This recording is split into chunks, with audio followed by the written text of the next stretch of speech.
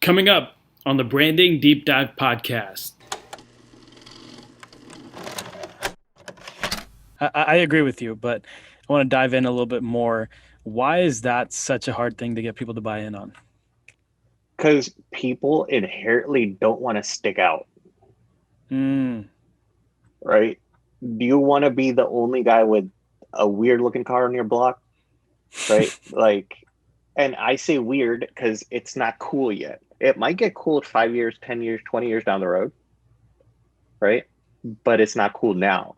And you got to get people to somehow be like, hey, this is cool. What Tesla did was Tesla's like, we got you the nice screen. It's fast. P100D was like killing cars on the straightaways, like all that stuff. They gave what the car was, and then they like upped it by like 50% of what a car should be, right? So you're getting what you're used to, but you're getting so much more. But if you go like, hey, this is a completely scratch, we started from the beginning, like you're not getting your car, you're just getting completely something different, and either you're gonna like it or you're not gonna like it, right? And chances are, if you're not used to it, you're not gonna like it. Welcome to the Branding Deep Dive podcast. If this is your first time tuning in, this is a podcast where Abdul Mannan and myself, Ahmed Cheema, analyze what drives the loyalty behind popular and not so popular brands. In this episode, we talked to Ahmed Nadeem and Yasser Mushtaq about the Hummer EV release, electric cars, and the auto industry in general. Now, I want to give a disclaimer that this episode is a lot longer than we normally go. That being said, if you like cars, if you're into cars, I really believe you're going to like this episode. So sit back, relax, and enjoy.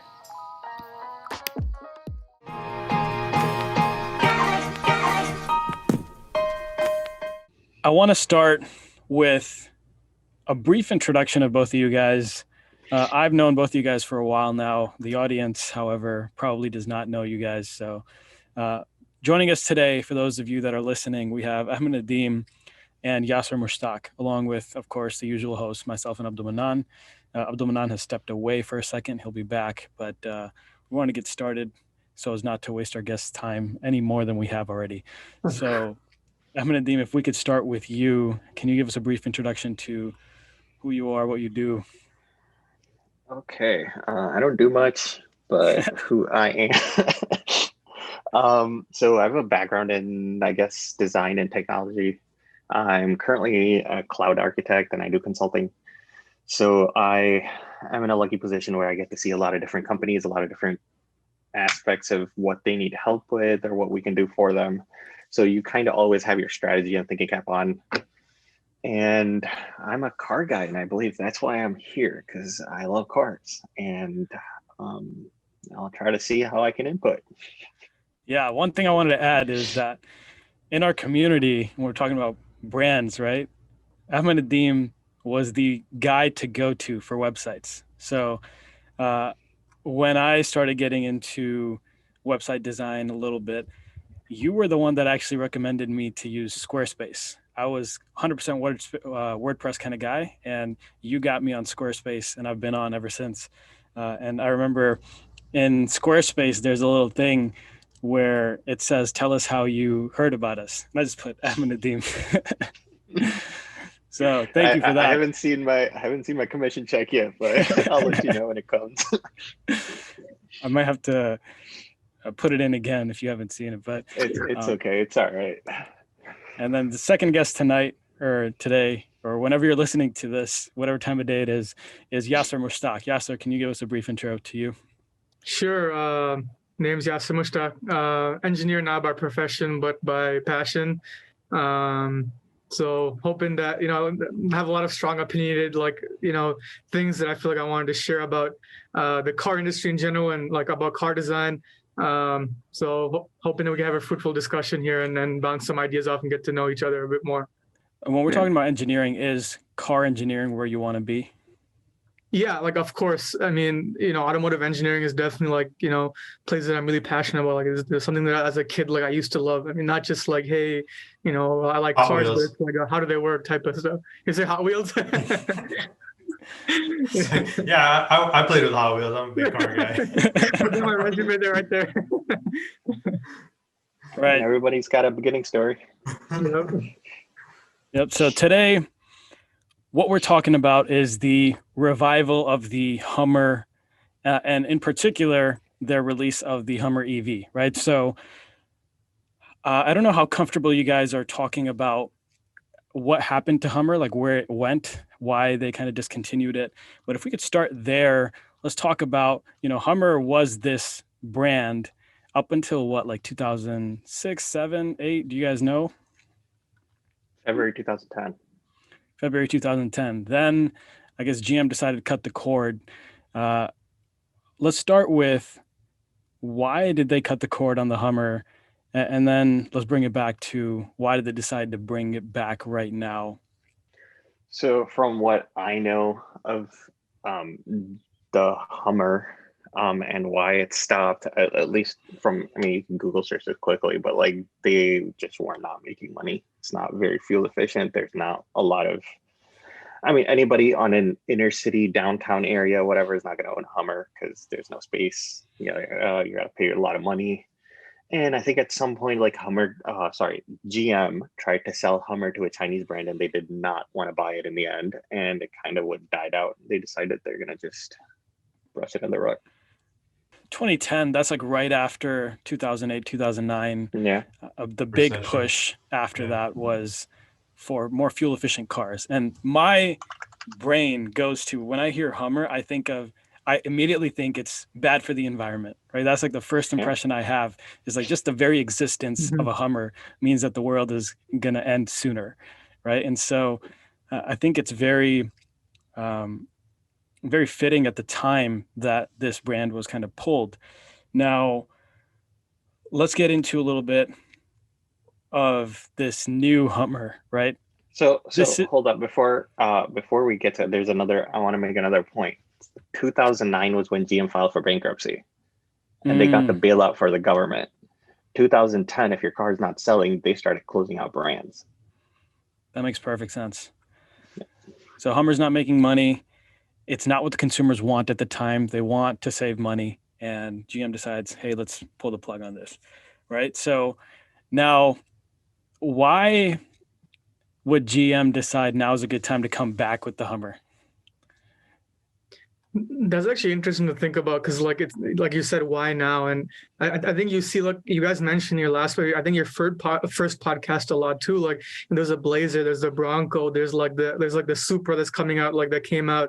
There seems to be like a lot of revival of like old brands that are coming back out now, and it's definitely an interesting question to ask, because I think that technology has kind of changed so much in these past couple of years that it makes sense to kind of reinvent.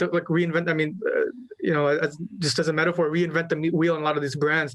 So the Hummer thing, it represented like the ultimate like D-bag, like, car, like anyone who drove, like they didn't care about the environment. They were like some ball who never cared about that kind of thing. And so now, like when you have a change in like the car market moving towards more sustainable, cars, hydrogen powered cars, electric cars, it seems like there's definitely a movement in reviving old brands. And I think a lot of it also doesn't necessarily tie into like the environmental aspect of it, but just in terms of, I guess, reintroducing some vigor into like a lot of these brands. I think also like technology wise too, GMC, I don't think they have a fuel economic car, right? Or vehicle, and for that matter, because they don't really have cars, but it seems like every car brand is kind of going towards that. They have their own version of their fuel saving vehicle, and GMC is probably like jumping on that bandwagon, so to speak, or jumping on that train, but still sticking to their roots by challenging themselves to make one of their least fuel efficient one of their most fuel efficient. So I definitely see an opportunity there for them, and they tapped into that. Because that kind of brings up a good point. Like you said, that's going back to their roots. What does that mean for the Hummer? Just big gas guzzling tanks. That's what you meant. Okay. So I guess the biggest gripe. I guess the biggest gripe was with the Hummer was the gas efficiency, right? The fuel efficiency. The fuel efficiency, and if you check that one tick, Americans like big cars. They like their big SUVs that they want to like run. And now you're telling them you can have 3 second, 0 to 60s with, a family in the back and stuff. Like, that's the most American thing there is. But now, like, I think they just have to do it in a way where they have to make America trust electric vehicles. Yeah. Right. I feel like that's why everybody's like putting a big brand connected to, like, because Tesla is like wiping the floor with people on electric cars. Yeah. Right. So Ford had to bring somebody in. They need you to trust the electricity brand, and they slap a Mustang badge on there. Yeah. Right. Wow. They want you to trust this brand like it's something that have already been out. They want the Hummer people. It's just, I feel like it's just traction, and the fact that most of these discontinued cars were on posters. Like, I remember going to the auto show and bringing back a Hummer poster, and it was on my wall. Yeah. Right. Now imagine I have grown up and I got money now, right? Well, relatively, not Hummer money still, right? It's a big dollar now. Not even close, right? I can maybe afford like 3 tires or something. But my point is, there are people who are smarter than me and made more money than me, but the age group that were looking at these Supras and the Hummers and the things can now afford the Supras and the Hummers and the cars that are coming out, right? Yeah. Like, so the revival not only brings you back a brand you thought about and liked, it also is bringing it back to the people who are going to be able to afford these. So, like, you said that, like, they're reviving these brands for the sake of, like, I guess starting off with traction, right? And that's interesting because I think this brings up a point about, like, trying to utilize old brands and old images and, like you said, create traction. Mm-hmm. But then, like, for me, especially someone who's like very like diehard purist about cars and stuff like that, a lot of these cars don't really represent what they're about, but people seem to love them. Like, why do you think that is? Because, I mean, let's look at the Hummer, because that's what we're talking about here today, right? For me, the original car represents, like we kind of discussed, like its roots stem from the Humvee, which is like this American symbol, military vehicle. Military vehicle, like rugged, like all terrain, just like, going across, like the Middle East and stuff like that. Excess life. Yeah, and then it turned into this, like, this suburban kind of symbol of affluence, and then now it's turning into like this EV car. So for me, like, the logical progression doesn't really add up, but people seem to love it. And the same thing with, like, the new NSX as well. The original car was like this lightweight kind of, like slow, like, but just like very tactile car. And now it's this hybrid electric thing. But people seem to have like an affinity for this. So how much do you think that their brands are like kind of playing around with, messing around with kind of reinventing the wheel to some level? So I'll take this question back to Ford. So again, I go back to Ford a lot is because I worked at Ford too, and previously, and I just know their cars, right? Like, I've leased Fords, I've owned Fords and all that type of stuff. But going back to the brand itself, so there's a F-150 electric F-150 coming out, right? Yeah. Again, why would you not bring out your best? Like, 90% of Ford's money comes from F-150 or roughly around that, right? They don't want to touch the whole electric stuff yet until they can at least bring one out and show people that, hey, this is not going to have issues. Then they're going to switch their main market out and be like, hey, now we can actually put the money in. Because if F-150 goes electric, and let's say Ram and Chevy are like, hey, we have a non-electric, there are farmers, there are people who are so against electric that they're like, oh no, we need our diesel trucks and we need our gas guzzling trucks and all that type of stuff. So, I mean, there's like that area too that you got to like be very careful, because Ford is F-150, right? Like, if they didn't start with Mustang to get the people in and start, because right now it's a perception game, right? You got to get everybody thinking that electricity is the future, but at the same time, there's so much lobbying going on that gas needs to stay. Like, the world runs on gas right now, right? Like, there were interviews with Elon Musk who were like, oh, we've caught people inside our company trying to, like, and they're being paid by lobbyists and stuff. Like, again, how much truth is there? Who knows? But you still see that intention behind that. Gas is still doing a big fight to stay, right? So, like, you have to really convince people. I guess what I'm saying is it's really hard to change people's mind, right? And for the last 30 years, we've been like, gas. We've been doing wars. We've been like, now all of a sudden we're like, hey, electricity, it's the best, right? So I feel like all these big brands that are bringing out older cars and turning them electric are just trying to get you to do a buy-in that this car, this is a great car, but now it's electric. Instead of coming out with a brand new brand, and now you got to sell the brand new brand from scratch. So do you think that there was never really any attachment to like its, like for example, like in the Hummer? So would you say there's never really attachment to like that aspect of that car before? It represents more of an identity more than it does like the parts of like the car, if that kind of makes sense. But I think they just did it. Your answer is in the name now. It's a GMC Hummer. It's not a Hummer. Right? Like clearly the brand didn't matter enough where they're like, oh, we can just give it to GMC because they don't have a flagship yet. Right. And we got to run our flagship electric car somewhere. I think you brought up a really good point that I didn't even think about until now. And so I want to articulate it again just to make sure I understand it. And so what you're saying is that these big brands are using their brand equity in some of their most valuable brands that they have to change the perception of the consumer about electric. Correct? They're trying. And so I guess let's talk a little bit about failed electric. So we got, I mean, I don't know if we want to talk about the Nissan Leaf as a failed electric, but Chevy Volt, we see these where electric companies have tried to go electric, but haven't invested that brand equity into the electric car. And we see that they haven't necessarily caught on as much as these cars are catching on. Is that because they're attached to this new nameplate, like the Mustang? Like we got Porsche has an electric car now, Audi has one, Jaguar has one, right? All these luxury brands, top line, Hummer, like now they're making these electric cars. And it seems like, at least from my vantage point, I don't have any numbers or anything, but it seems like, the Hummer, it said that the reservations are what they're like completely sold out, right? Mach-E, same thing. Like people are really picking this up based on the brand equity. So I guess my question is it the brand equity of the Mustang that's actually making these sales, or is it electric? Or Hummer versus electric?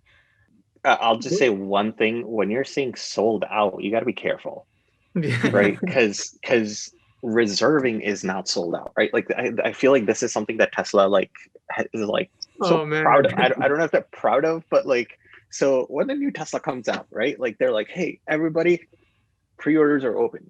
They don't put a cap on there. They're like, hey, we can't put that many cars out. We can't. They don't give you anything. They're like, oh, just go put a pre-order. It's $100. Who cares? Later, you don't want it, we'll give you back.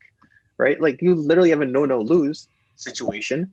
But what the upside for Tesla is now a random Joe Schmo like me who's like, hey, here's my $100. They're like, hey, we got a car order. Right? We have 160,000 people who want a Tesla and we have $100 to prove it. Like if you really think about what Tesla did with the Cybertruck, I remember the numbers. Maybe someone can pull it up. But like you said, the pre-order was something $100 or something like that, and you got like a couple 100,000 pre-orders. So like Elon Musk effectively got an interest-free loan from people just based off hype. Like I thought about them like, wow, that's genius. Like, he was literally able to just, get a bunch of people to give him an interest-free loan that he can now use, and like he makes stockholders happy. He looks good on like company portfolios. Like I'm like, wow, this guy's a genius, really. I don't want to make a direct comparison, and I think I'm going a little too far out. But do you guys know why Enron got in trouble? I think that's a good thing for you to give context of, especially your background where you come from in consulting. Yeah, so the reason Enron got in trouble was the way they cooked their books, right? So what Enron did was Enron's like, hey, listen, Cheema comes to me and Cheema's like, hey, I'm starting a podcast. I need your IT support. Here's $10 billion, right? Cheema's going to be balling like that one day, inshallah. And we know it's going to happen. But so he comes to me, he's like, hey, here's $10 billion, but I'm going to give it to you over 10 years, right? What Enron does is Enron's like, hey, listen, it's over 10 years. But it's still our money. I can still put it in this year's taxes that we made $10 billion. Now, if you put 5, that's why like their stock literally started and shot up. So the reason I brought this up is it's very close, right? Like if you think about the pre-order situation and you're just, because it's not money you have, this is money expected to come, right? But you're leveraging expected to come with more loans, more stuff, more things, then yeah, why not? That's a very, That's interesting, very yeah. interesting comparison. I never thought about it like that. Yes, but I digress. We could come back to that. To answer your question, like I definitely feel it's more of like the brand than like it is the electric vehicle. I mean, like if you go back and look at like the Leaf and like the other cars as you mentioned, I don't remember off the top of my head right now, but The Volt. the Volt, yeah, on paper they were like amazing cars. They were cheap to run, you know, like they had like fast charging. Like I remember when I looked up like some of these cars, I'm like, oh, these are actually not that bad cars. They're priced pretty competitive, especially the Volt was priced pretty competitive too for what it was, and like people just didn't buy them, and like when you attach something familiar, like what Ahmed said, it makes the buy-in so much easier because you feel like there's something that you're familiar with, right? And that's something that I want to ask you guys, because obviously, you know, like I have some like insight into, you know, designing and like web design and like graphic design and stuff like that. But like that's something to me that didn't make any sense, is because, you know, when GM goes and like they have like their think tanks and whatever their marketing group, like for me, at least on paper, as someone who's like a hardcore car enthusiast, the connection doesn't really make sense. But for GM, like when they go back, like they feel that they can alter like their brand into like selling this new product. So like my question to you guys is, how do you feel like how much of a connection does there have to be between those two things, between any kind of two products for someone to kind of draw a connection between them, if that kind of makes sense? I feel very little. Yeah. You need very little. Like if I like instantly tell me what Hummer stands for, you're gonna be like rugged, military, nothing can stop it, blah blah blah, right? It's this automatic association without even putting a dime or a cent into marketing yet, and you already passed all that to me, and now it's electric, right? So now I can just focus on the electric stuff because I already know it's rugged, it's powerful, it's gonna go through everything, it's for every mountain, blah blah. Right. Well, if you watch the video, the only thing that ties it back is like, aside from the name, that 6-line grill that this, like, you know, I didn't even realize was like a thing from the original thing. Other than that, you know, there's not really much else that like I really feel connects back to like the Hummer, other than what you said, and that's kind of interesting to me, you know. I think Ahmed did a good job of answering that question. I'll give a couple more examples of things where you really don't need any semblance to the main product that you built your brand equity off to kind of expand. So Ferrari has a bunch of like sunglasses, t-shirts, all that stuff. I'm sure you guys seen like the Puma jackets, the Puma shoes, Ferrari, like they use their brand equity to start making more money than BMW. They actually have a BMW stroller. So like a baby stroller. Yes, a baby stroller. Yeah. So you can use your brand equity to expand into other. Stroller or just a regular BMW like stroller? No, it's an M series for sure. It's an M series stroller. It is. Yeah. And it's $50,000 more than the other one. Yeah. No, I think the price is like I think I remember it being at like $600 or something like that. But you know, it is a lot more expensive than everything else. Something that's interesting about that is like I'm sure you guys are familiar with like the CTSV, right? Like this like grandpa mobile that they just put like a Corvette engine and it goes like 0 to 60 in like 4 seconds, and like the longest time ever the only way to get a CTSV was that one model, and now you see it where like you've had their CT6V, CT5V, but they're not really V cars, they're just the regular CT5 and CT6s with like just like some appearance package, some black trim, and like you see this going on with like BMW as well. Like you have your M Performance package, right? The hat that says M on the back, and like and again for 99% of like your consumers, you get to buy into that brand at like such like at a lower thing, but it gets me salty, you know, as someone who like grew up like, and I'm with you. Like I'm like so high horse about this stuff. I'm like anytime I see it, I'm like, man, that's not really like a real M. I did it today at the masjid. I saw like a CT5V. One of my friends was like, hey man, look, it's a Cadillac like a V series. I'm like, no, it's not. Like it's not really. And he didn't care. He didn't care at all. He's like, no, bro, it says V on the back. Like it's a sport car, and like. Sometimes it's hard, like, you know, it's just interesting to think about like how normal people kind of approach things versus the general public. And like you said, there needs to be very little association between two things for it to, you know, carry that reputation or like that brand equity. Yeah. So most people don't care about those things, right? Like, so what is, I'll ask you the difference, right? What's the difference between the competition package and the actual M car, right? you're gonna have different suspension, different like exhaust, different engine, like maybe it's like turboed. Most of those things people not only not know about or care, right? Yeah. They care that if their car looks nice, Yeah. and that's pretty much the end of it, right? Because even a M performance is gonna still look, or at least run as fast as, or not as fast, but like it'll be fast enough for the normal 90% of it. consumer. Yeah. To the point where they don't care, right? Like I am 100% with you. I get salty when, you know, like so one of my favorite cars is like an Audi RS6 Avant, right? But now oh my god. hands down, like it's like my top, right? But like they also have like the S line now that they started coming with, and then like to me that dilutes the brand. Yep. Yeah. Right. Like BMW is a brand, but so is M, and you need to look at M as separate brand, because that I feel like has a bigger brand than BMW itself right now. At least to me, at a performance car guy, M is way bigger than actual BMW itself. Because if I were ever had money, there would be no question I would never buy a regular BMW. Exactly. Yeah. Right.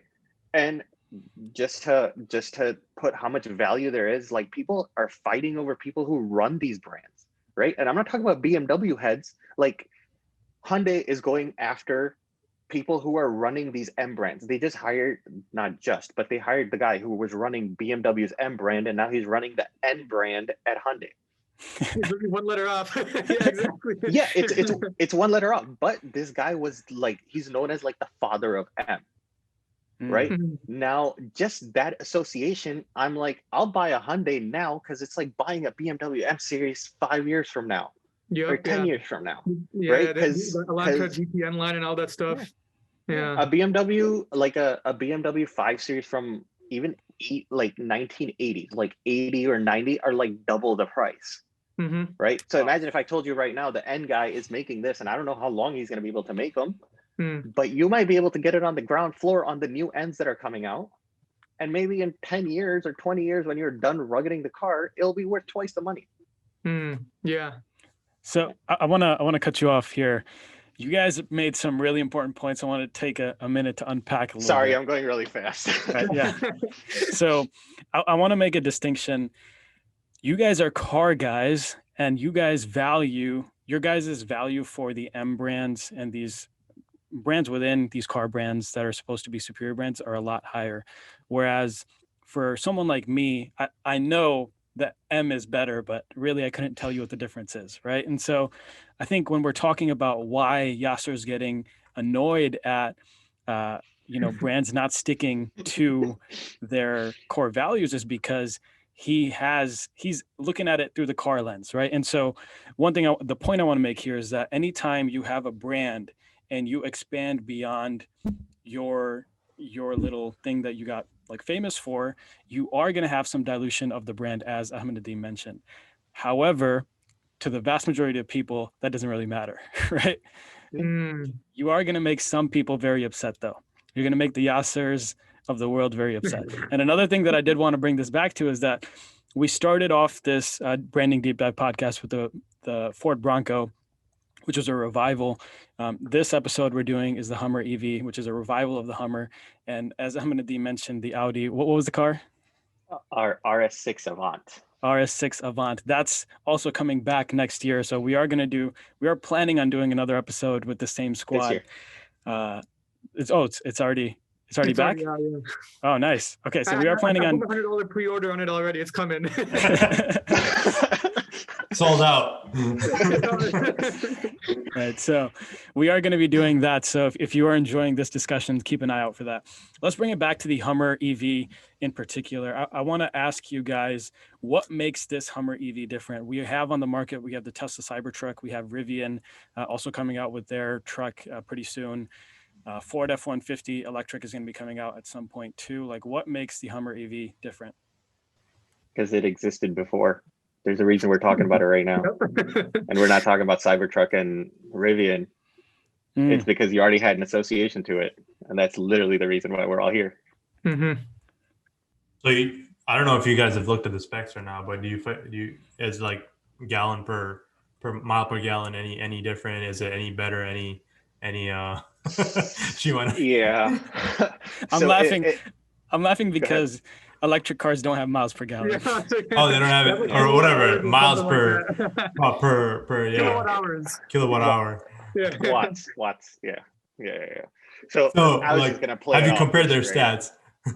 I guess what I'm asking. For sure. So first of all, I'd like to talk about the ridiculous marketing that they have, right? Because they call it watts to freedom. Oh my Hey. God. Can we talk about that for a second? Genius. They're tapping into their American audience real well there. Like it has those 3 stars on it I as know, well. but It has the Wait, can you give me some more context on that? I totally missed that. Can I share my screen? Yeah. Okay, so for the audience that's listening just on audio, on the website, it says available watts to freedom. Now, I just don't understand that. Like, how does... Cheema, they say watts to freedom, but there are no watts listed. Oh, so they're just saying there are watts. Yes, but they're still giving you a 0 to 60 to 3 seconds, which I, mind you, is insane. Yeah. Okay. 0 to 60 in 3 seconds were previously only achieved by cars like, and I'm not even talking about low-end Ferraris. I'm talking about high-end or like the Aventadors or stuff like that. Those are your 0 to 60 I in even think 3 the second Avengers are 0 to cars. 60 in 3 seconds. I think it's like 3.2 or something like that. Yeah, I believe it's 3.2. Hold on, let me confirm. But no, yeah, like the Watch to Freedom thing is actually on like the display, like on the what is the cluster as well. If you see the video, their launch video, like when you put it into like drag mode or track mode or whatever it is, it shows up as like a display like Watch to Freedom thing. And I like it doesn't have to make sense to most people, you know. It looks cool, it sounds cool. It doesn't matter more than that, you know. Yeah, 2.9 seconds for the Oh, SVJ. okay, So I'm so- assuming the regular Aventador will be 3.2. Yeah. That's crazy. And that's a truck. This is Yeah, a it full weighs blown like- like it weighs tons, man. Yeah, so again, I still want to see this first. Like I want to see something that big go 0 to 60 in 3 seconds. Right? Like I have never seen it. I have never experienced it, like any of that stuff, right? And I think nobody has. So outside of putting rockets in a school bus, like I don't know how they're doing it, but you know. I mean, electric motors, they, you know, like engines take time to kind of build power. Electric motors just produce it instantly. But I've driven like a Mustang Mach-E, and it's so quick. It's like sickening. Like genuinely, like I got a migraine after doing like 0 to 60 launches like about a dozen times. I just had a headache. They're crazy fast, and like it makes me think that like, you know, the Hummer EV has all these like, you know, 1,000 horsepower.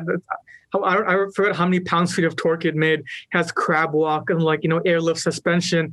But again, it goes back to like let's look at who bought the original Hummer, right? It's like a suburbia thing.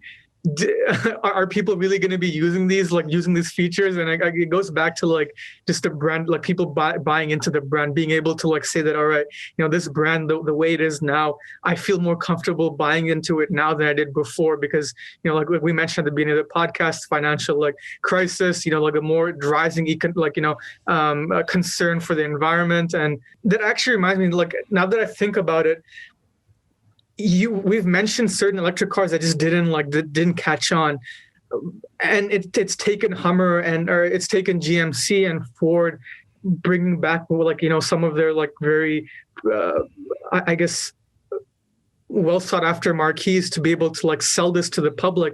How do you guys think Tesla did that? How do you think Tesla was able to come with an unproven technology, unproven like brand, and just, you know, gain as much traction as they did? Like, what do you think was the difference between what Tesla did and what GMC couldn't do? Yeah. So to answer your question, Yasser, I think Ahmed Nadeem could probably shed some more light on this as well, is that Tesla had the same strategy, right? They started with that supercar. They sold it at a very expensive and very fast, and they only needed to sell a certain amount to kind of get to their next Model S, right? And then they made enough money from the Model S to go on to the next one, right? And so you're saying it doesn't matter, doesn't matter what you do, but you still need that beginning like thing that people to kind of buy into your brand. Yeah, you have to. The people that Elon Musk was able to reach out to were the people that are super rich and want to be green, right? And I think the disconnect with the Chevy Volt, where they're trying to reach people that are not super rich, just the average person, and want to be green. And what targeting people that have a lot of money and want to be green did is that it made everyone else realize that, hey, I kind of want this too. And so they started, these other brands started to pick up on that. Like, okay, we need to, if we want to make it something to aspire to, it has to be, not only is it going to be green, but it's going to be the standard for speed. It's going to be the standard for style, right? And that's how we, again, going back to the point of using the brand equity of these brands to kind of warm people up to the idea of electric. Definitely. And you have to give people what they want, right? I personally feel like Tesla was the first electric car that didn't look like an electric car outside of not having a front grille. Mm-hmm. Right? Before that, they looked like Volts and Leafs. They still look like Volts and Leafs. Right? That alone. And then secondly, this was my gripe for years in the car industry was, why are the screens of the car so bad? How is, like, I can have a skinny little iPad, right? This thing, but the thing in the car goes like, it's this giant box that you got to pull out with the wires and stuff. And then it still has a really bad capacitive screen that you can't even do two fingers at the same time. But like, and I remember, again, I'm not going to name the car, but like there was a car where it would barely work with my actual finger, but when I put gloves on, it worked beautifully. Right? Think about that for a second. Right? But again, those were afterthoughts. It's because Tesla is a software company. They're not like an engine, like automotive engineering company. Like, I'm using that term loosely. I mean, they are making cars, but that's not their primary goal. Like, you can tell, for example, like, to open the glove box, you need to do it to the tablet. And the way they did that is because them being a software company, they know what they're good at. Like, like, for example, like my one gripe with a lot of American cars is like the tactile feedback, a lot of the buttons, the window switches, just doesn't feel as good as even like a Civic, like a Japanese car where like they probably put more effort in that kind of thing, right? But so they invest all their money and like all their effort into like doing everything through a software focus. And like I think that's why just like everything is done through software. That's why it's just so much better. Right? Oh no, I agree. And the other side to that is that every company is stuck on their legacy stuff. Tesla had the opportunity to make everything from scratch, and they're like, hey, let us rethink how we can actually do this, versus those connectors also have old legacy connectors that they're going into on the other side. Now, not only do they have to change the actual stereo side of it, they actually have to change the car side of it. And that's $1 million of R&D and research and stuff. And they're like, oh, why not just change the little screen on top? We'll get more stereos. We'll keep getting connecting cars. They're still coming out the same way. For me, as like, I just miss the ability to like, I think what's certain, like Mercedes-Benz has done like a good approach where all their main stuff that you need to be able to do like on the fly, not have to look at a screen. So you're in like your climate control and the basic like volume knobs are all physical, and everything else is on the touchscreen. But again, like we mentioned, like that's not like Tesla's trying to, they're trying to do a different approach, and like I'd love to see like where that takes the car market in the future. Like that's very interesting. That's something I'm keeping an eye on. So there's a question I have for all of you guys, right? Do you think there's a point where there's too much screen inside of a car? And what is that point? I think 100% there is a point. What is the point? Like, I mean, what is that line? Like 3 screen, like Audi right now has full front display, and then their top screen, and then there's a bottom screen, and everything's touchscreen. Yeah, I think there is a point where, like, and this might just be me being used to a certain type of cars, where it's like there's certain buttons that you like to press, right? And I think to answer your question, maybe like theoretically there's no limit, but me as a consumer, me as someone that's buying a car, I would like certain things that I feel. You know what I mean? Like the more screens I have in the car, the less I feel like I actually control the car. I think not only that, I feel like from a usability, from a user experience perspective, screens are meant to be functional when you're looking at them. And when you're driving, especially as the main driver, obviously, you're not looking at the screen. And I think that's what Yasser was getting at. Mercedes had the perfect blend, because those things that you need to be able to control without really looking at the display should be in physical button form. And then everything else can be screen. And even the heads-up display can be in screen too, because you don't need to interact with that. You just need information on that. Really just shows you like mileage and stuff like that. So there definitely is a line. I feel like all screen would be really tough to navigate, and you'll always find yourself either in a very dangerous situation, or you'd find yourself telling your shotgun buddy, hey, can you increase the temperature in the car here? I need my butt warmer turned on, this and that. So you got cars like these coming out. So this is the new Honda EV that's coming out that has literally all the way through the dash. A lot of these cars are now like, this is turning into like the new thing. Mm-hmm. But see, they still have your like basic buttons at the bottom, right? Or is that, am I looking at something else? No. They do, but who's the screen and who, like, and also mind you, this does not have side view mirrors. So these white boxes are your side view camera mirrors. Oh wow. That will more screens. Oh my goodness. Here's another reason why I'm not a super huge fan of screens. I have a car 2018 Edge, and for some reason, I don't know, I did some research on it. It seems like the word or the term is the APIM, but the screen just doesn't turn on sometimes. And like I'll reset it, it doesn't work. And then it's like I can't plug in my phone, I can't do anything, I can't control any of the things. So my car actually has a steering wheel warmer, and in the winter it's really useful. But if I can't get my screen on, I can't turn that on. Yeah. And so that's one of the reasons where it's like, the technology isn't there yet, but I bet it will be. Like Nadeem said, there's some cars with like better technology, some cars without. And I think we're moving in the right direction at least. But yeah, let's bring it back to the Hummer EV. Oh, I was actually going to talk about the interior since we were on the topic, because this also kind of has the screens. That's where I was about to go with that. And that's the reason I kind of asked the question, was because this has two giant screens. And they're just square screens that look like they were just put there. What do you guys think about our Hummer? Yeah, I kind of have to sit in there to see what I like. I know I've sat in Tesla, and the screen looks kind of similar, where it just looks like an iPad stuck to the dashboard there. So have you seen the Porsche Tycoons interior? I have not. Okay, so to me, that is one of the nicest and quite possibly the perfect interior, right? And I say that because to me, when cars do this, it seems like an afterthought, because of they're like, oh, let's put a screen on there, right? And we'll just put two screens in whatever function they are, whatever sizes, we'll figure it out, and then we'll just create stuff for it. Like, you're absolutely right. Like, it seems that I don't think it's bad. Like, I don't think that they're trying to do like a bad design per se. I think that their thinking behind that was like, hey guys, look, we have a screen in our car too. Look, it's like the main focus of our thing. Whereas, for example, in this, it's integrated into like the screen. It's integrated into the center console. So like you get into the car, and like your first thought isn't that, oh wow, there's like a tablet in the center screen. It just looks like any other infotainment system. So I feel like they do that for the sake of selling this thing where like, hey guys, look, we have like our car is kind of like a Tesla too. We have this big like tablet thing in our car too. I don't think it's necessarily like a lack of design. I think it's just like them trying to push that type of image of, oh look, we're Tesla too. Like we can do that as well. Abdul Mannan, I'm curious to see your thoughts on this, because we talk about form and functionality and a lot of these things, and sometimes as designers you got to be careful about going too far left field. I think this Porsche Taycan is like, I think it's a really nice balance. Yeah.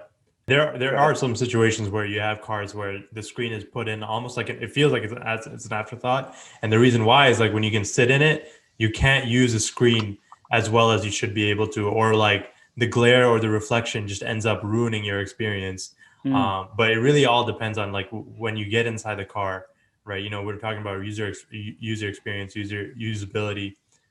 You can't really tell until you're actually using the car or the device. So it definitely looks like it's a better job on Taycan than, for example, on the Hummer. I agree. Yeah, the Taycan is really like their interior. I think Porsche in general. I think you guys should do an episode on Porsche. Like, if you here's an example of a car where they have found this way to innovate while still keeping the same core principles. Not only, I mean, like we're talking about the Hummer, and like we kind of mentioned how that, it's kind of different from what it originally was. Look, if we look at Porsche, their cars since the first 901 Porsche that came out has stayed consistent both in terms of its design and its engineering. Right, it's always stayed like rear engine, like the sports car with that. Like even if you look at the Taycan, it still has that same kind of form factor of like a Porsche, where it has like that kind of like bubbled rear look with like a sloping front end, and it stays true to not only its design thing, but even the engineering stuff, which like we mentioned, 90% of the population wouldn't really care about, but they still put that effort into staying true to their values, and I think that's amazing. And they have brought their design language from the old stuff. Just because they went screen does not mean that they lost their stuff, right? So one of the biggest thing about Porsches, if you don't know, is they kept their speedometer and the RPM right in the center, right? And it always in all their cars. Same thing with digital, it stays in the center. Even in their newer cars that are not this advanced, the center's analog, everything else is screens, right? But it's still the same shape, same design, but now you're just going digital. You're easing your customers in instead of being like, yo, you had speedometers, now you have screens. And to me, the worst, and by far the worst thing, is when those screens are laggy. Like I will get into a car, and if there's a laggy screen, I will walk out, because I have to use it every single day, and I will have to use lag every single day, right? Like to me, that's one of the biggest deciding factors now, is how my internal usage in a car is. So I actually wanted to ask you guys about something, not about the interior, but actually the exterior. Ahmed, you mentioned earlier about the Tesla. You mentioned that I don't remember specifically what you said, but you said something about like them like kind of innovating and doing things differently. And you mentioned specifically the exterior. Wow, that was perfect. So for the audience, the reason we're laughing is we just pulled up a picture of the Cybertruck, and like our first response was just laughter. Yeah, it literally represents what I was talking about. But I was mentioning to Cheema yesterday or day before yesterday about the concept of like a 3-box design of the exterior of any car, right? This principle that's been founded on like the way that cars were made, like when they were first created, right? That you had this big long, like if you were to imagine like an old what's their car that people like a Model T, like the original Ford Model T. It's got this big long like hood that needs to be big to fit the engine. Then you got like your square compartment, and then you got like a trunk at the back. And like cars have carried that same kind of design principles since like for the last 100 years. And like something that I've always thought about is that, look, like Cheema, you mentioned it, right? In an electric car, all the batteries are at the floor of the car. You can do whatever you want with the top of the car. There's no radiator. Like, I mean, there are some like cooling and stuff like that, but for the most part, you're totally left up to your own like free will to design whatever you want. And like, I really wish that I could see a car manufacturer just be like, all right, caution thrown to the wind, let's just redesign like the way that a car looks from the ground up. And I think Tesla's done a good job where they kind of like have a balance between, kind of staying true to that kind of 3-box design that people are familiar with, but like, changing the way that it looks. But, do you guys think that would be a successful product to like, if like Ford were to go and be like, hey, you know what, let's redesign the car from the ground up? Do you think that would be something that people would want? So I would have to say is it would go back to, you got to get people to buy in, and that's not going to be easy buy-in. I agree with you, but I want to dive in a little bit more. Why is that such a hard thing to get people to buy in on? Because people inherently don't want to stick out. Right? Do you want to be the only guy with a weird looking car on your block? Right? Like, and I say weird because it's not cool yet. It might get cool 5 years, 10 years, 20 years down the road. Right? But it's not cool now. And you got to get people to somehow be like, hey, this is cool. What Tesla did was Tesla's like, we got you the nice screen. It's fast. P100D was like killing cars on the straightaways, like all that stuff. They gave what the car was, and then they like upped it by like 50% of what a car should be, right? So you're getting what you're used to, but you're getting so much more. But if you if you go like, hey, this is a completely scratch, we started from the beginning, like you're not getting your car, you're just getting completely something different, and either you're gonna like it or you're not gonna like it, right? And chances are, if you're not used to it, you're not gonna like it. You mentioned earlier that like the thing about the Ferrari and like, you know, you said that things have to have very little correlation for people to buy into that. Mhm. Why not with this? What do you mean? Like why not with reinventing the way that the cars look? Like, is there not enough of like a gap between, all right, this is an automobile, it has 4 wheels, that like people would, I mean, I think the Cybertruck is like a great example of that. Like it's, Yeah. it has, I mean, I'm sure you could classify it, but it's more like a trapezoid and then like another square, like triangle underneath it, you know, and people bought into this, right? So There's a reason. There's a reason, right? So the reason that Cybertruck and there's a buy-in is because there's a functionality that's happening here, right? These Cybertrucks are, I believe he said 60% faster, and it's literally sheet metal that's turned, but it's more durable and faster to make, right? And it's bringing the car's cost down, right? Now, even if I get in an accident, it's going to be supposedly a lot cheaper and a lot harder to dent this thing than denting regular steel. His point, at least from what I got, was you're getting a truck, then why not have the truck's functionality and the ruggedness and all that stuff to go with it, instead of having those Ford F-150 Lariats and, you know, like King Ranches and, you know, those type of trucks, right? This is what a truck is supposed to do. I mean, it's not supposed to do 0 to 60 in 3 seconds, but it's like way more functionality what a current truck currently does, right?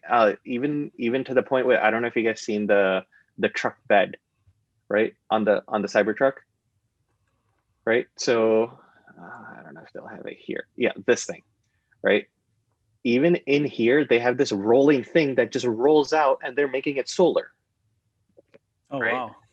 And then it's just gonna roll back out, literally like that, and then you have your full bed, right? Right now, you're buying F-150, it doesn't come with a bed. Like, I still to this day don't understand why. Well, yeah, what, like it's bad for aerodynamics. It's just open, like there's literally like just open area. You can literally cover it. I'm not saying like, but get an SUV or something, but just, yeah, it just boggles my mind. And I have owned a truck. that Cybertruck will not pass any like passenger like crash safety. Like you would just cut like every single passenger in half with that front end. You mean the person you hit? Or you're talking about the people inside the car? You know, the person that you'd hit would just be cut in half, like just like instantly. The front's so sharp, and I don't know. Anyway, that's like a random point. Thank you for listening. We'll be right back. This episode is sponsored by Falcon Notes. Falcon Notes' mission is to empower people to lead more intentional lives. Right now, they have a line of digital journals and planners, and they're working on some physical journals and planners that'll be out early 2021. Check them out at falconnotes.io. That's FALCONNOTES.io. And now, back to the episode. All right, let's get back to our homework. All right. Next thing I wanted to make sure, I want to make sure I hit a couple things, right? And one of those things is the actual ad that they had. I know you guys have all seen the 5-minute ad where they have LeBron James. I'm going to be completely honest with my opinion of this ad, and I thought it was a absolutely garbage ad. I thought it got none of my emotions going. And my theory is that the only reason that, you know how it says reservations are full is because Of LeBron this was James. such a left field kind of thing and no one expected. It's the Seth Godin purple cow thing, where if there's a pasture full of regular cows and you see a purple cow, everyone's gonna like, oh look, it's a purple cow, right? And so coming out with a Hummer with electric, you know, having an electric Hummer is so left field as it is that you don't even need to have good advertising. That's my thesis. Now I want to open it up for you guys' Tell us how opinions. you What do you really guys feel, think? Chima. That's how I really feel. Like I really. So there's a clarification that we keep saying it's not fully reserved yet. Only one edition is. Yep, the first edition, right? The first Humvee edition, Hummer EV edition 1 is the only one that reservations are full. You can still reserve the other ones. Yeah, but those are 2022, and 2023. Sure, the one that's coming out next year is how many are there? It doesn't even say. It could be 5. and LeBron James could have bought all 5 of them, right? Like, It's a good marketing strategy too.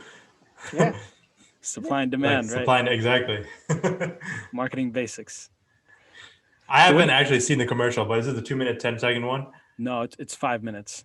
Oh man, okay, I see that. The Oh, Revolution one and is World really Premiere. cringe as well. and there is one more thing that we kind of just breezed over that I want to ask you guys. Outside of the one crab crawl example they gave, can you think of any other reason or any other time in anybody's life where that would be necessary? I can potentially see it. Let's say you're stuck in gridlock traffic, and there's like a guy who really has out of control behind you, coming up fast, didn't realize there's traffic ahead of him. You gotta use that crab walk and to go sideways and take out. You know, I think that when I saw that, I was like, that I can see that being very helpful in very specific situations. So I guess outside of traffic trolling and the one. Like I can't even find mountains that are in the same spot that you would have to like go left and right on. More impressive about the crab crawl feature is the fact that they found a mountain that they can do the crab crawl in. No. But, That's actually yeah, not sorry, go ahead. For me, the most impressive thing is that they're able to take it there with enough charge and then bring it back again. Well, like that's my issue with a lot of those features. Sure. Like, where are you gonna find like a mountain range and outdoor thing that's gonna be inland enough from like a nearest charging station that you're gonna be able to go do this stuff and come back out? You know what I mean? Like, it's 100%. So my question is, what if the mountains were a little bit more sideways, right? Like, do you go, can't do it, right? Need to find another way. Gotta go back home. Exactly, right? You run out of charge and you die in the desert. I paid $112,000 for this feature. Can't use it. Yeah, exactly. Or you're gonna have some. I don't know if you can use this for parallel parking. Maybe. It depends on how much angle the wheels will have. Probably not a complete like 90 Exactly. degree. And the size of this car is the last car you want to parallel park. Yeah. So. Look, I'll be honest. I think that regardless of what this car that came out with features, I think that it would have done as well as it did now. Like I think that like this is just like icing, like it's just GMC flexing on people that like, you know, like I mentioned, 99% of the people who buy this car will not use these features. But look, you're already releasing like an old brand, history brand. As like an EV vehicle, it really doesn't matter what you put. Anything that you put on top of that is just like icing on the cake. Sure, but sometimes icing is not needed.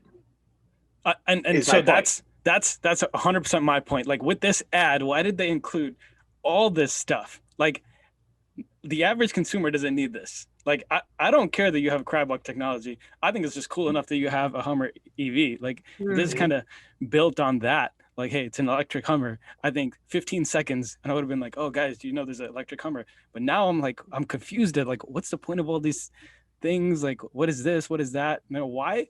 Like, talk to me about the actual ad. Like, what are you guys' thoughts? And why do you guys think they went this route with the ad? I think it's to like goes back to what Ahmed was saying earlier, that you know, that familiarity, right? That like Hummer's supposed to be an offer, like a rugged thing. Like I'm sure Hummer knows that, like, or GMC knows that their customers want to use this, but like it's like, hey, look, it's EV, but it can still do the stuff that your imagination thought that the old one can do. Like the myths and the legends, they're still true about this one. I remember when I was a kid and I was growing up, like I remember hearing this thing about like, oh, I actually remember the story. I was telling one of my friends in like elementary school. They're like, hey man, did you know that the Humvee, like, you know, it can deflate its tires like automatically and like cross over like rough terrain. You know, like it's like GM's telling us that like, hey, look, it's EV, but it still meets the myths and legends that it used to be, like, you know, that used to be associated with it. Okay, so I will give you that, but I think if you look at the Ford Bronco, they did a good job of that kind of thing. Yes. Whereas like with this, it was like they were just listing off like feature number 1, this, feature number 2, this, and it was just like, is this an ad or is this like some kind of? Wait, what did they do with the Ford Bronco? I just felt as someone watching the ad, I was a lot more invested in the story. Right. So Cheema, I'll say like this, the Ford Bronco didn't feel like it was a gimmick. So you're saying this feels like a gimmick? I feel like a lot of the features do feel like a gimmick to me. Like it feels like they're doing that to fulfill some expectation that people have, right?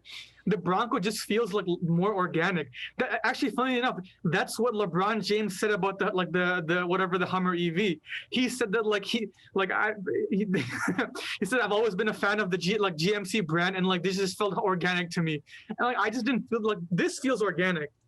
Like this to me seems like there's no like crab walk. It's just like, look, here's our car. It's 4-wheel drive. It's like off-roady. It looks cool. Buy it.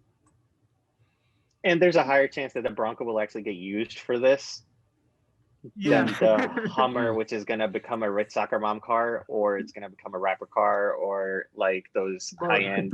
I'm gonna take my family only out in Hummers. So you guys mentioned LeBron James, and I think I want to get into this a little bit. This is my other gripe with this. Like, LeBron James is arguably the most valuable athlete in sports right now.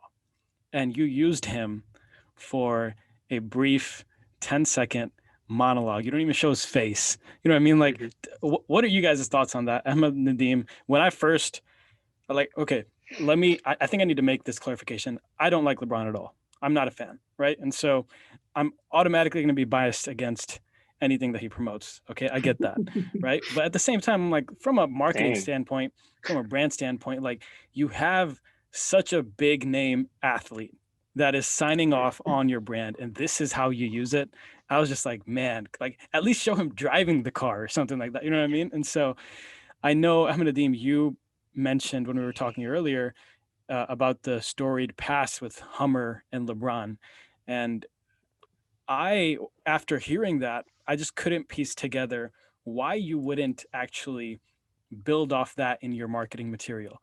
And so you made some good points. I want to open up the floor to you to like, why that happened? Why are they going this route? So I believe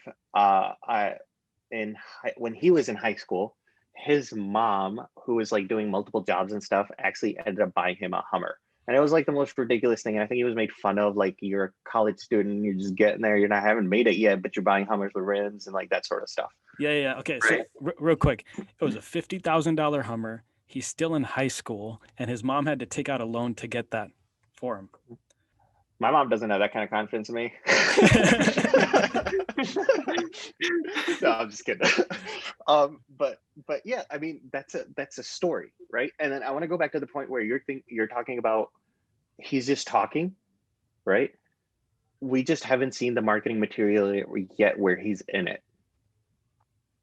right? So if you look at years back, we started seeing ads of Matthew McConaughey with Lincoln, with him just narrating the ads, because you instantly knew Matthew McConaughey, right? And then later on, you're like, oh, Matthew McConaughey started coming in the ads and all that type of stuff. I don't know if this is the GMC or a GM thing where they're testing out LeBron James, which is very unlikely, or maybe it's just LeBron James testing the waters with the new Hummer, and if it's going to be an actual legit, like, it's going to be a legit product, but if it's going to be something that people will like before he puts his name on it, right? Right now, people, like, fans of his will know this is LeBron James because a lot of people don't notice. Yeah. Right? I have a different theory. Yeah, for sure. Again, my theories. I'm just making up stuff on the spot. So, so here's the thing, Cheema. LeBron James, so the Hummer is like the all-American, bigger, better attitude. Like if you're American, you drive Hummer type of thing, right? But LeBron James is a big advocate of what movement? Current movement. Black Lives Matter. And I don't think those populations would mesh. And so they have to only use the voice to attract the audience that is familiar with the Hummer story, Hummer LeBron James story. But they also have to attract their main population, which is, the people who believe that American culture is a certain way. I don't think so. And so I think if they were to put him in the ad, I think it would really work against them. In fact, I was actually watching one of the commercials for the Hummer HV or EV or whatever this is. And they do like these slow motion cuts on some of the small specific details. And in one of the corners of the Hummer, there's an American flag built into the plastic of the Hummer, or I think built into the plastic of the roof or something. I'm saying, look, I think they made a smart decision by not showing LeBron's face, but just using his audio to kind of, you know, attract the audience that is more familiar with that part of the history, but still keeping the other half of the audience, literally the other half of America, almost. No, man, I don't think so. Like you go back and you watch any like old music video, like 50 Cent and like Young Jeezy and stuff like that, or Young Yeezy, sorry. Or Young Jeezy, I get it right the first time. Like it never mattered to them that like it was a symbol of like American democracy and like, you know, whatever. It never mattered to GMC, you're saying? It never mattered to like people like that. I don't think it ever mattered. But like that flag thing was definitely like weird. I'm like, that was very weird. I'm like, I don't know why they put that in there. So I mean, I have one question for you. Right, I'm with you on this theory, but if they thought that much into this ad, will it look like this? Exactly. That's a good point. Mean? Will it look like what? Like if they your actually thought is very like it's deep and it's profound, and it's like you're thinking about this on a different level. Do you think GM thought about this on that level or any other level than freedom and sell it to the people? You know, I think so, because look, when you're talking about real like big companies that invest a lot in marketing, and you compare them to like Figs, who clearly did not invest enough in their marketing strategy, right? They made a huge blunder in their marketing, right? And you don't want to be making that kind of blunder with such a big product, right? Figs is what, $100 scrubs. People will get over it. You know, there's like, you know, this is a very unique population that they're marketing to, and they know that. I feel like their sales can tank if literally tank or like, you know, but if they don't do it right. And I think there was some thought put into it. It's all right. This time China will buy it if they let us. You know. And so, Ahmed Nadeem, you made a good point when we were talking about this earlier about not including that story, the LeBron James story. And I'm kind of blanking on it right now, but I think you were talking about how word of mouth marketing is the best form of marketing, right? Can you touch on that a little bit? So just because of, so again, I can use Tesla as an example, right? They don't spend a dime on their marketing. You put out a truck that looks like Cybertruck. Every single marketing company, every single news outlet, like it was all over the world within seconds, right? Not a dime spent on marketing, but in Tesla's case, it was shock and awe, right? In their case, and again, how many news outlets, like just going back to this picture that we had, right? How many people actually ran these stories, right? Bleacher Report, Daily Mail, Cleveland 19, whatever, Google News, Reuters, Electric Co. But that's my point. Every single one of these, you're getting free marketing, but they never talked about it. But if you talk about it, then it just becomes like, oh, LeBron's the new face of Hummer, and that's it, right? To me, nothing beats organic marketing, right? Something that got me to this without somebody forcing it. So you're saying that them just hinting at LeBron James made these Bleacher Report and all these other news outlets pick up this story again and kind of carry the story for them without them having to spend a dollar. Well, I guess they did spend the money to get LeBron, but without actually explicitly saying the story. It's even on Yahoo Sports. It has nothing to do with sports. I mean, it has something to do with LeBron. But every single one of these, and Hummer's getting free marketing out of this, and they're showing old Hummers for no reason. Yeah. All right. Last thing that I wanted to cover for this episode, two things actually. So I wanted to get into the logo. They made some changes to the logo. Ahmed Nadeem, since you have the screen up, if you could just go to Google and just look up Hummer logo.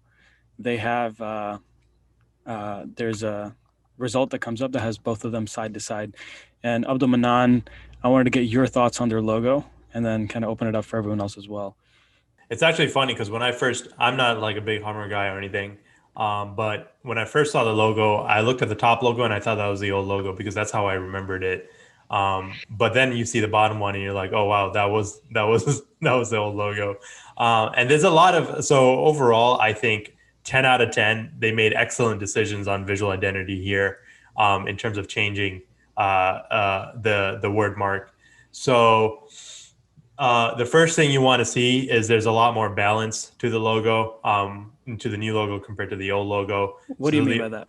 So one thing, there's a lot of elements to the balance too. So first of all, the word itself is 6 letters, and so you have an opportunity there to balance out your letters. And if you look at the old logo, you see that the left side is boxy, but then the right side they've kept the R rounded. So they've taken many letters that have a lot of potential to be balanced, and they didn't act on it. And so that's one change that they made that it really lends to their to their visual identity.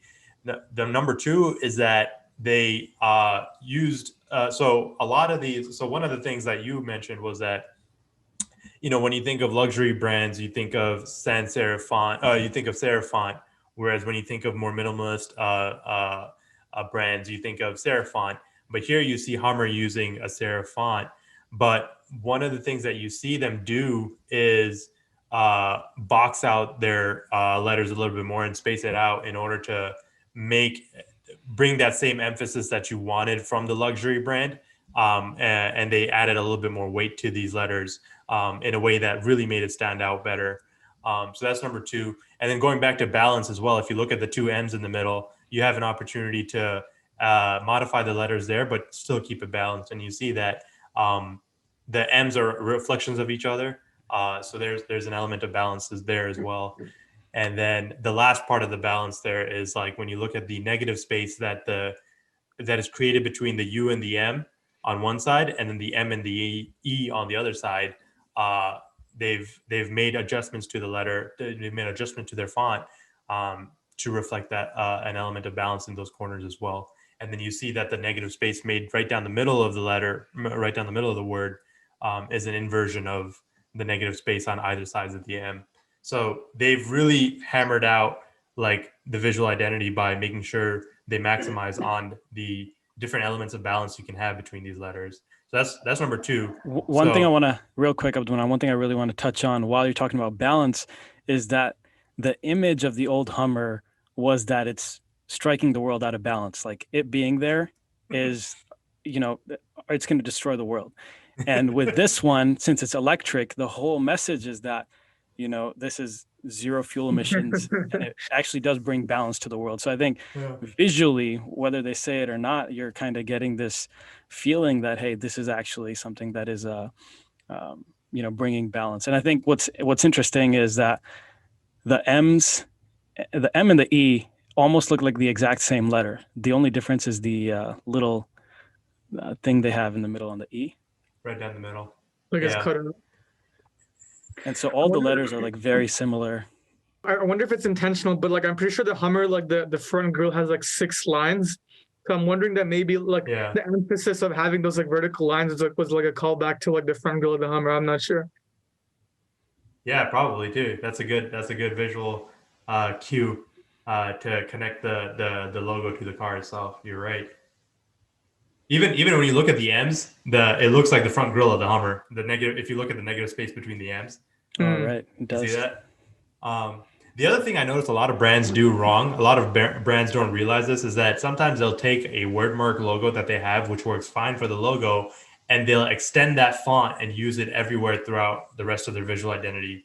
And this is something that Cheema, me and you talked about off air, is that Hummer didn't do that. They're not going to use this font across the entire visual identity because it's too big and it's too wide. It's like way wider than normal. You wouldn't use this in your body text, for example, or even your headline text on, for example, your website and the visual identity of the website. If you go to their website, they've chosen a different slab sans serif type font for their website. And you can see that was a very a decision made out of awareness too. And you see a lot of amateur logos or amateur companies make the mistake of using the same font for their logo along with their for their bodies and for their headlines on different aspects of their visual identity. So that's super important to recognize, is that you may not need to, you may not have to use the same font for your logo, for your typeface logo in other areas of text or type. That's definitely a mistake I've made. Like, hey, I use this font in my logo. I got to use it on the website. Got to use You it gotta here. use it everywhere. Yeah, exactly. But you can't. You want to make sure that you're optimizing for the user experience. I'm Nadeem. Yasser, any thoughts on the logo?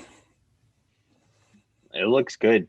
I am glad that I think, what are we, like an hour and a half into this, and now we're just starting to talk about something nice about this car. So I mean, with that, I kind of wanted to shift the view a little bit and ask you guys, what is something nice that you guys find about this car? And if you guys want me to start, I can start this off.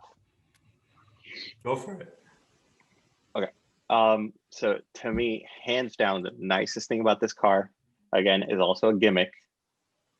But I like gimmicks if they're transparent about it, right? So where was it? Yeah, this thing.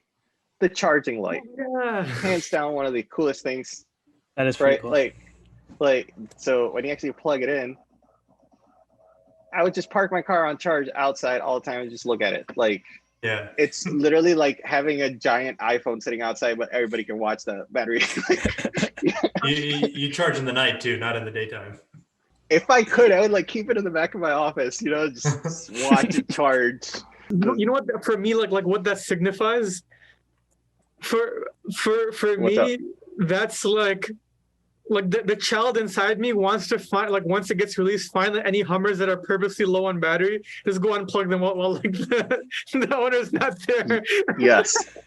I will say that one of the things I like is that the interior seems a lot more spacious than, for example, the Bronco. Now, obviously, I'm not familiar with the square cubic spacing for the Bronco and the Hummer, but this interior looks a lot more spacious for a 5-seater vehicle, for a 5-seater SUV than some of the other ones that I've seen. But obviously, depends on what the actual cubic space is. Let's see. It's a monster, man. Yeah. So this is way bigger than a Bronco, but here's the thing, right? Going back to what people are used to, they could have made. So right now, that's the thing with electric cars is there's like you have a trunk, but there's no need to have a front area where the engine goes because there is no engine. Everything is below you, right? So even Tesla with the Model 3, they have created more space because they don't have a front of the car. So like literally everything shifted a little bit to the front, but there's way more space in a Model 3 than a normal full-size sedan because of that fact, because you have no engine in the front. Yeah. Right? If they wanted to go to, like Yasser had said earlier, create a car that's never been created before from scratch, and like, how would you put it? Most cars, they would utilize that space. Yeah. Right? But this is what we're used to. This is how much space probably the old Hummer had. Maybe they just extended a little bit. You got your car, and then you got some. That's all you need, right? Yeah. Nadeem, I wanted to ask you about the UI design, UX design on the actual website. What are your thoughts as you're going through this website? There's way too much. Like, and where is this red coming from, first of all? Maybe the GMC sign, but it's not even the same red. And I have constantly, I don't know if you guys have noticed, I have to find things and I'm constantly stumbling where what was, because one, there's no order to what they're showing. And two, like at least put some sort of like if I click here, it'll take me to that part of what they're talking about. Right? Like there should be a little, just put like a little menu thing, or even at the top, like that says crab crawl. And if I click it, it'll take me to wherever crab crawl is. Right? Not that I ever want to see crab crawl again, but you guys get my point, right? Like those are, I'm being really savage on these guys right now. It's probably not, they don't deserve it. I'm sure it's a really nice car. but we're currently talking about the functionality and the purpose of this car. Yeah. So yeah, those are like my big outright gripes. And even the GMC logo looks like an afterthought here. Like I feel like it's way too big. If you go back to GMC or go to a different vehicle, you'll notice that the color scheme that they have is a white background, and it's a similar kind of layout, but everything is white in the back. Whereas on that page in particular, they go with a black background. What are your thoughts on that? Is that something you like, or? So I think they just did that to differentiate the Hummer page from the other sites. Like if I want the Hummer site to stick out more and leave a more lasting impression, I will make that page look different than the rest of the site, but not enough. Like the design language is the same, but not enough that you're like, oh, I'm on a different site. It still feels like the same site, but you know you're looking at a different car or something out of whatever the rest of the GMC. I didn't look at the rest of the GMC site, so to me this is the GMC site. But what you just pointed out with the white backgrounds and everything else looks different. This is the only one, is because they kind of want you to have a bigger impression of this and stick in your head than the rest of the cars, because those will blend in on the same background. Gotcha. I just realized the headlights of this car look like the tube lights that you see in ceilings.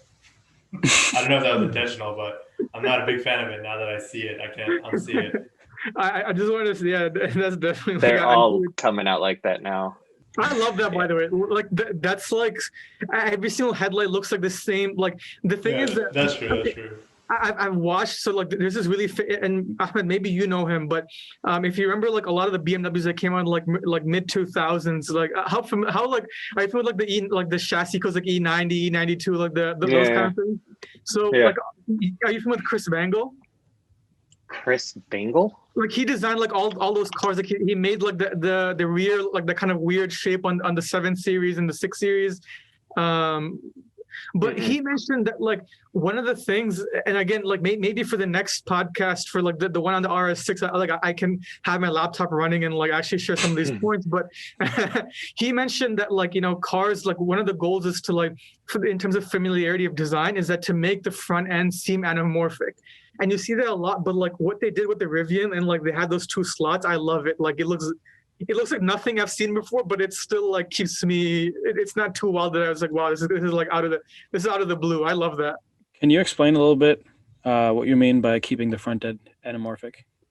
So a car is an extension. Okay, not even a car. Anything that you drive, anything that you own, anything that you like. You, Ahmed Cheema, you like right now wearing this backward baseball cap with like the over ear headphones and like the crew neck. You know, like the young kids crew neck or whatever. What's the brand? No comment. Ordinary kids. Okay. Whatever we wear, like whatever we use is like an expression of who we are and like what we would like to tell other people about us. And so car is an expression of that. And so the design of like a car, like he was mentioning, and like I think he's like a genius car designer. Like I think he's like the Steve Jobs or like the whatever of like car design, like automotive, like exterior design. And he mentioned that one of the goals, like, you know, is to try to keep the exterior of cars, especially the front fascia, anamorphic, because, you know, like, you know, you see a lot of, for example, hatchbacks, smaller, like, you know, like the Ford Fiestas or like Toyota Yaris's. Depending on what the designer is intending, it either looks like this cute little like angry, like this like pit bull type of thing, and you know, people that buy into that like are kind of about that, like, hey, look, you know, maybe that be an extension of who they are. On the other end, like you have like those same kind of cars that are very, you know, from the front end, they have a very cute like design that's very like bubbly and like the Beetle, for example, right? And so I like that's pretty much the point he was trying to say, was that like they try to go for an anamorphic look so that buyers, they can see themselves in that car, they can see themselves in the front face and in the exterior of the car. That's why I like the Dodge cars is like always angry looking from the front, because you're an they angry look like guy, they're pissed off at you. Yeah, they're just like always like yeah. They look mean. Yeah. I'll ask all you guys the last question, right? If you know, Santa Claus was real and he was like, I'm gonna give you one of these cars, or whatever the case was, between the Hummer EV, the Rivian, or the Tesla Cybertruck, where do you guys see yourself landing? Because those are 3 very different automobiles. I'll take this one first. I'll go with the Rivian, and the reason for that is I feel that the marketing that they have put out and the efforts that they've done to research and the way they communicate their story just feels a lot more authentic to the outdoors and authentic to that kind of brand that they're going for. Whereas with the other ones, it's kind of like I don't even want to touch on the Tesla Cybertruck, but with the Hummer, like you guys talked about, it's like it does feel a little gimmicky. You know what I mean? So those are, I would go with the Rivian. Okay. Yeah, same for me. Like when you asked that question, Ahmed, like the first thing that popped in my mind was like authentic. Like that was literally the first word that popped into mind. Like this seems authentic. It doesn't seem like someone's trying to like convince me of something. This like with the Hummer EV, I feel like I'm trying to be convinced that this car is like outdoors, like it's capable. With this, I don't feel like it's like you mentioned that, right? Like Ahmed, you mentioned the thing about LeBron James, and I think you gave another example that it just feels more natural. It feels like I'm not trying to be sold on something. Does that kind of make sense? Mm-hmm. Mm-hmm.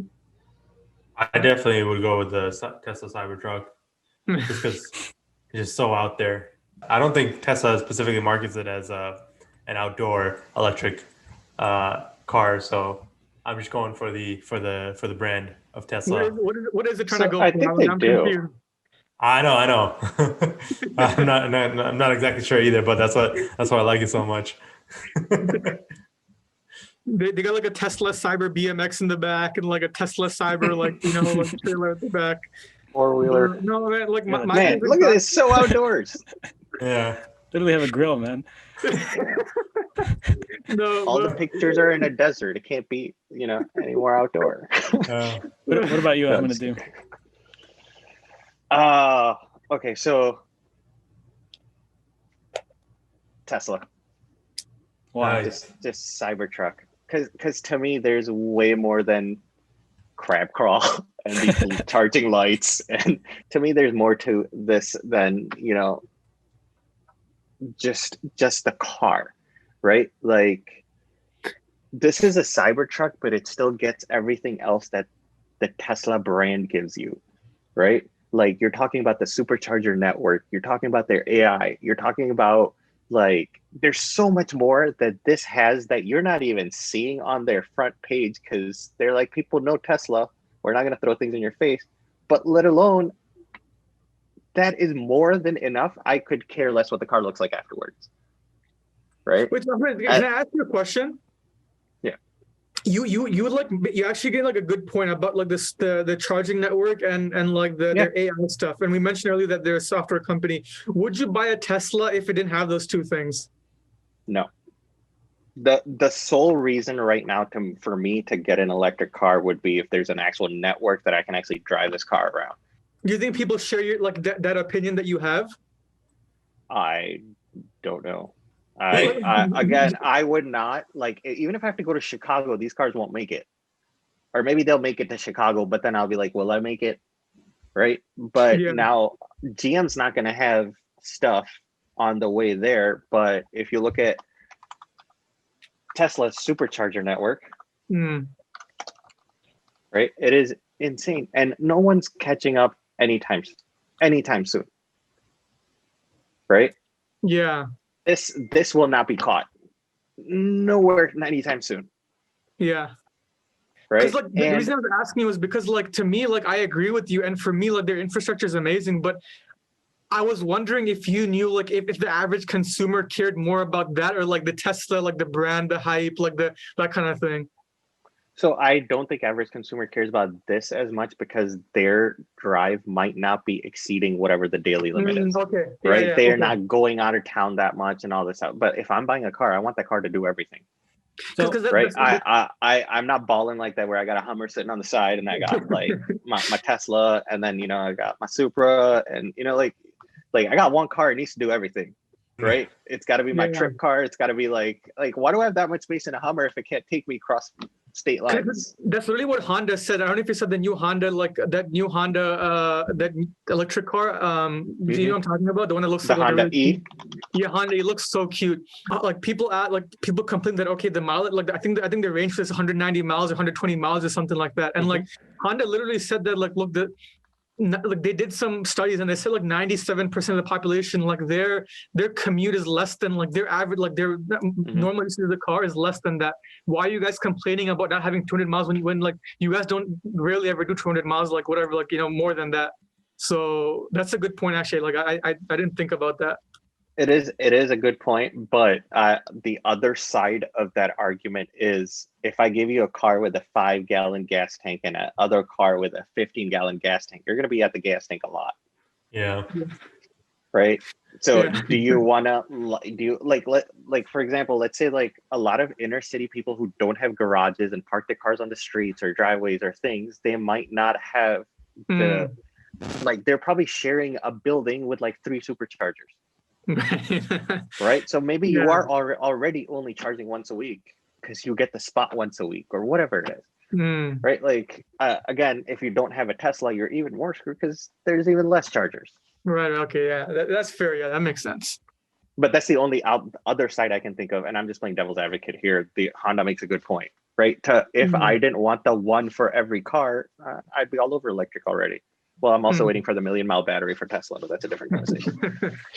So I will say this. I had a friend who was a colleague in Cleveland, and he was originally from Chicago, and he bought so actually, like where I work, we have a lot of Teslas.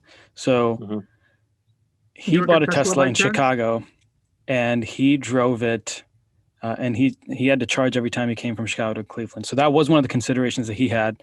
One of the leaders that we have at our building right here, right now, he came from Indiana, and he would have to stop for. He always tells us when he kind of makes the commute, he's like, "Yeah, I had to stop in Meyer for 20 minutes."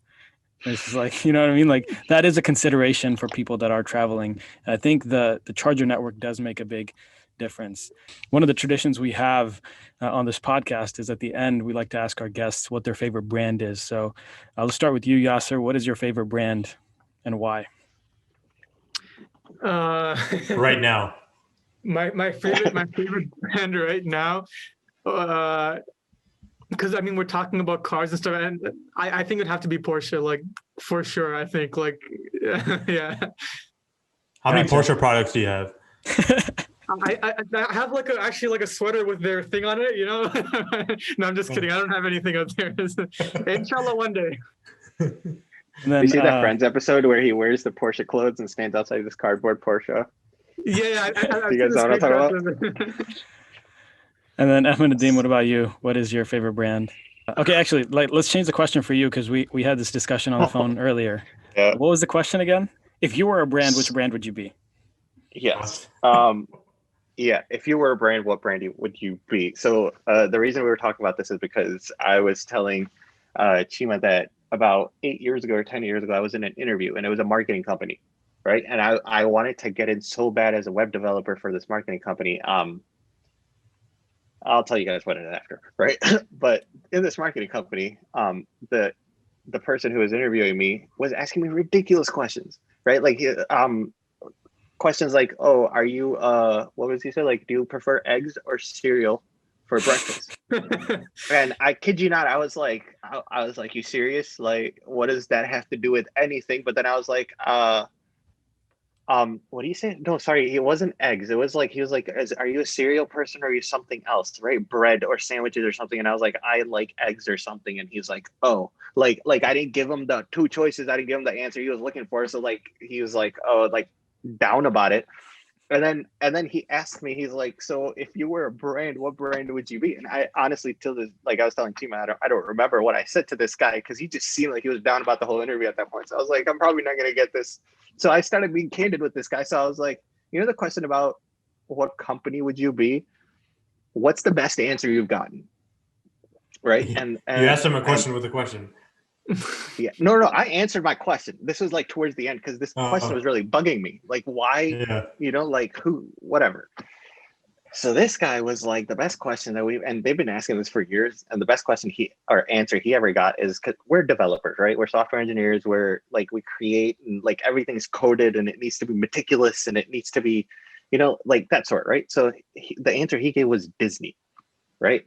So the guy's like why? It has nothing to do with development, blah, blah, blah. And his answer to that was that the front end is magic, right? Cartoons and it's magical. It's literally wizards and like things and it's amazing, right? But the back end is so much meticulous work of every little thing being absolutely perfect, to a page, to rendering, to cartoon design work, code, everything to the T, That happens every single day, right? Disney uses more like everything than anybody else, right? But you don't see it, right? You know, Disney buys more explosives than the US military does just to do fireworks every My day goodness. at Disneyland, right? And that's a true fact, but they're going to do it to a meticulous point, and it's so calculated, and it's like data, like a data nerd's dream, right? Like that's Disney. They have like everything on everybody, right? And it starts from like kids cartoons to like forcing parents to take kids to Disneyland to like buying merchandise and whatever it is. But the front end seems so seamless that none of those things to a kid would ever even come or even think about that, hey, this is what actually makes all this magical. It's tedious, meticulous work, but you don't get the image behind the screen. So your work is only as good as how seamless your front end experience comes out to. That's deep. That is deep. And Is at that- that point, I was like, this is such a useless interview for me. But I remember that 10 years later as this guy's answer. I wish I asked him who this guy was so I could like talk to him or something. But yeah, that was his answer. And I was like, till then, now I'm like, yeah, Disney. So the answer for you is Disney as well? I mean, I can't have any other answer with this kind of an awesome explanation. So You shouldn't have ruined it by saying that this was someone else's answer. You should have just said it and then told me and Yasser the story. I can't take credit for this person, but I will tell you this, that person also didn't get hired from what he told me. Oh, So wow. I was like, I don't know what you're looking for. I was like, did he like eggs in the morning too? I don't know what it was. But That's but crazy. All right, well, I thank hope you he's doing guys. well. If he hears you guys, and if this story comes out and he's like, I was that guy that gave the answer, please reach out. I want to talk to you. We'd love to have you on the podcast if you're listening. But Ahmed, Absolutely. Nadeem, Yasser, thank you guys for joining us. It was a really, really enlightening discussion. We look forward to having you guys soon to discuss the Audi RS6 Avant.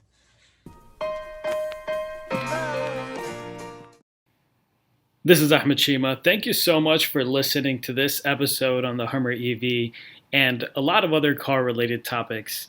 As usual, I'll share my key takeaways here in a sec, but before we do that, I want to share a little clip from our episode on the Bronco, which was our first episode. And it's actually very interesting because when we were doing some of the research, they were like, yeah, COVID is a really bad time to be releasing a car because of the market, blah, blah, blah. But really, COVID has done a great job of like teaching us to really appreciate the wild, really appreciate being out there. And I think it works to their advantage in this case, like hopefully by the time 2021, by the time the car hits the market and we can actually make purchases, COVID situation is under control and people are just like probably itching to get outside. And I think that lends to their marketing really well.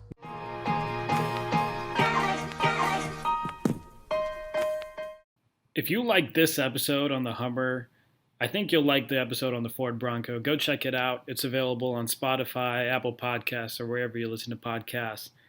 Now, there was a lot that was discussed in this episode, and it was a little bit hard for me to narrow it down to just two things to walk away with. But my key takeaways from this episode were, number one, if you're entering a saturated market, you have to give the people what they want and be better than what's already out there. So in this example, when we were talking about the Tesla coming out and gaining so much market share, they gave the consumers the nice screen, what they wanted, and then they also destroyed other cars in performance competition. And number two, when you use your brand equity to spin off into something that's not true to the original, you will have some brand dilution. Now, for the vast majority of the public, that won't really matter, especially if you're a brand as big as some of the brands we were talking about are.